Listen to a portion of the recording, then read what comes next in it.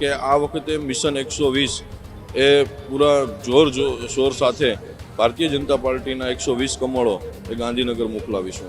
એને લઈને જે પણ કંઈ રાજકીય બદલાવો આવ્યા અને એનો એક હાવ હવા ઊભી થઈ. સ્થાનિક સ્વરાજ્યની ચૂંટણી સમયે સુરતમાં ભાજપ એક્શનમાં જોવા મળી છે. પાટીદાર આગેવાન ધાર્મિક માલવ્યાએ ward number 3 door to door પ્રચાર શરૂ કર્યો છે. હજુ સુધી તમે અમારી ચેનલને સબસ્ક્રાઇબ નથી કરી તો અત્યારે જ ન્યૂઝરૂમ ગુજરાતને સબસ્ક્રાઇબ કરો, ફેસબુક અને ઇન્સ્ટાગ્રામ પર ફોલો કરો.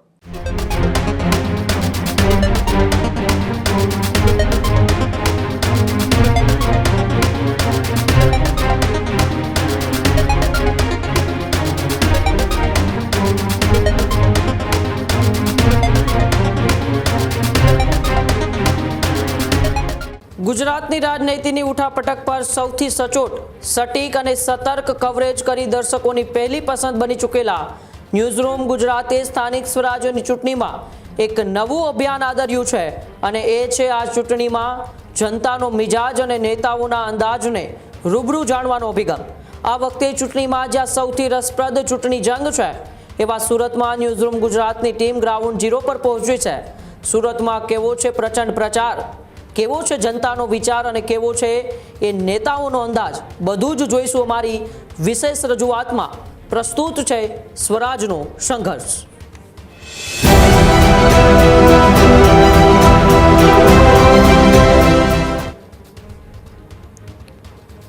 સ્થાનિક સ્વરાજ્યની ચૂંટણી વચ્ચે સૌ કોઈની નજર એ સુરત પર રહેતી હોય છે, ત્યારે ન્યૂઝરૂમ ગુજરાતની ટીમ એ સુરતથી ગ્રાઉન્ડ ઝીરો રિપોર્ટ એ તમારી સામે પ્રસ્તુત કરી રહી છે. ન્યૂઝરૂમ ગુજરાતનો ડાયમંડ સિટીથી ગ્રાઉન્ડ ઝીરો રિપોર્ટ. સ્થાનિક સ્વરાજ્યની ચૂંટણી સમયે સુરતમાં ભાજપ એક્શનમાં જોવા મળી છે. પાટીદાર આગેવાન ધાર્મિક માલવ્યાએ ward number 3 door to door પ્રચાર શરૂ કર્યો છે. વોર્ડ નંબર 3 કાવ્યા કથિરિયા પણ એ ચૂંટણી મેદાને છે. ધાર્મિક માલવ્યાએ કતારગામ અને વરાછામાં પ્રચાર શરૂ કર્યો છે. ન્યૂઝરૂમ ગુજરાત સાથે ધાર્મિક માલવ્યાએ ખાસ વાતચીત પણ કરી હતી. સ્થાનિક સ્વરાજ્યની ચૂંટણી માટે અમારો મિશન 120 છે, આવી વાત ધાર્મિક માલવ્યા દ્વારા કરવામાં આવી હતી. સૌરાષ્ટ્ર અને સુરતનું ખૂબ એવું સારું કનેક્શન છે.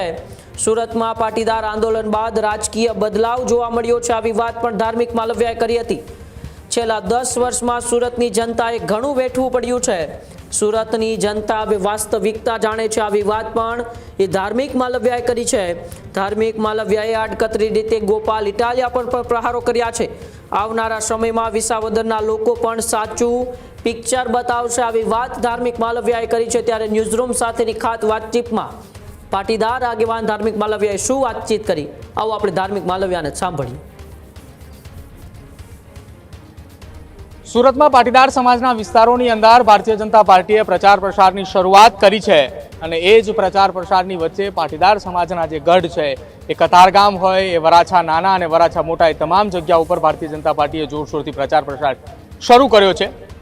ધાર્મિકભાઈ આપણી સાથે છે, સીધી વાત તેમની સાથે કરીએ. ધાર્મિકભાઈ, આ વખતે ચૂંટણીમાં જવાબદારીઓ ખૂબ વધારે તમારા સિરે છે. શું કહેશો, ભારતીય જનતા પાર્ટીની એ જવાબદારી જે આપવામાં આવી છે એ નિભાવવા માટે કેટલી દમખમથી મહેનત કરી રહ્યા છો? પૂરા જોરશોરથી મહેનત ચાલુ છે. પાછલા 10 વર્ષની અંદર જે પણ કંઈ પરિસ્થિતિઓ ઊભી છે અને પરિસ્થિતિઓને આધીન જે પણ કંઈ રાજકીય બદલાવો અને ફેરફારો થયા છે, ત્યારે ફરીથી એ જવાબદારીઓના ભાગરૂપે હવે જવાબદારી ઉપાડી છે. ત્યારે જોરશોરથી પૂરી તડામાર તૈયારીઓ અને ટીમ સાથે સ્થાનિક સ્વરાજની ચૂંટણી અંદર મિશન 120 સાથે આગળ વધી રહ્યા છે. ધાર્મિકભાઈ, વર્ષ 2021ની ચૂંટણીના પરિણામો એ સૌ કોઈ જોયા હતા. એ પરિણામોની અંદર કોંગ્રેસના તો સુપડા સાફ થઈ ગયા હતા, પણ અહીંયા નવી રાજકીય પાર્ટીની અંદર અહીંયા એન્ટ્રી થઈ હતી. આ વખતે શું લાગી રહ્યું છે તમને? છેલ્લા 10 વર્ષના આ બદલાવની અંદર એ કોંગ્રેસ હોય કે આમ આદમી પાર્ટી હોય, એ બંનેને સ્થાનિક સ્વરાજની ચૂંટણીની અંદર જે કાંઈ અમારા આંદોલનની પરિસ્થિતિને લઈને સ્થાન મળ્યું હતું અને એમાં જે ઉમેદવારો આવ્યા, જે લોકો વિચારની, કામોની, ભ્રષ્ટાચારની જે વાતો કરતા હતા અને ખરા અર્થમાં એમને જે પોતાનો 5 વર્ષનો સમયગાળો વિતાવ્યો અને એમાં પ્રજાએ જે હાલાકી ભોગવી છે, જે ખરું પિક્ચર હતું એ જોયું છે, એ જો એને સ્પષ્ટ છે કે આ વખતે મિશન 120 એ પૂરા જોર સાથે ભારતીય જનતા પાર્ટીના 120 કમળો એ ગાંધીનગર મોકલાવીશું. પાટીદારોના ગઢની અંદર તમે પ્રચાર પ્રસાર કરી રહ્યા છો. તમને અને અલ્પેશ કથિરિયાને એક વિશેષ જવાબદારી સોંપવામાં આવી છે. વરાછા હોય, કતારગામ હોય, વિસ્તારની અંદર કેવો લોકોનો પ્રતિસાદ મળી રહ્યો છે? લોકોની વચ્ચે જાઓ તો શું કઈ લોકો વાત કરી રહ્યા છે? ખૂબ સારો લોકોનો પ્રતિસાદ મળી રહ્યો છે અને લોકો જોરશોરથી વધાવી રહ્યા છે.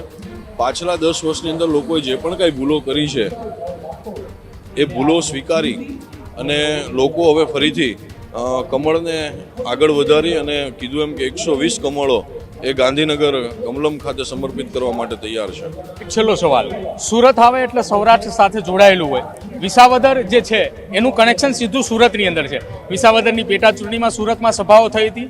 સુરતથી વિસાવદર કનેક્શન ખૂબ લાગી રહ્યું છે. શું માનવું છે તમારું સુરત અને વિસાવદરને લઈ? સુરત અને વિસાવદરને એવું કોઈ ખાસ કનેક્શન નથી, પરંતુ સૌરાષ્ટ્ર અને સુરતને ખૂબ સારું કનેક્શન રહ્યું છે. સુરતની અંદર મેં કીધું એમ કે પાટીદાર અનામત આંદોલનની જે પણ કાંઈ બાબતો હતી એને લઈને જે પણ કાંઈ રાજકીય બદલાવો આવ્યા અને એનો એક હાવ હવા ઊભી થઈ અને એના કારણે વિસાવદરની અંદર રાજકીય પરિવર્તન આવ્યું છે. રાજકીય પરિવર્તન માત્ર વિસાવદરના ઉમેદવાર કે વિસાવદરની કોઈ બાબતને લઈને આવ્યું હોય એવું નથી. ઘણા બધા નાના મોટા પ્રશ્નોને લઈ અને અહીંયા જેમ સુરતમાં મેં કીધું એમ કે 10 વર્ષમાં પ્રજાએ જોયું કે જે વાત હતી એ અને ખરા અર્થમાં જે પિક્ચર હતું એમાં બેમાં ખૂબ મોટો તફાવત છે.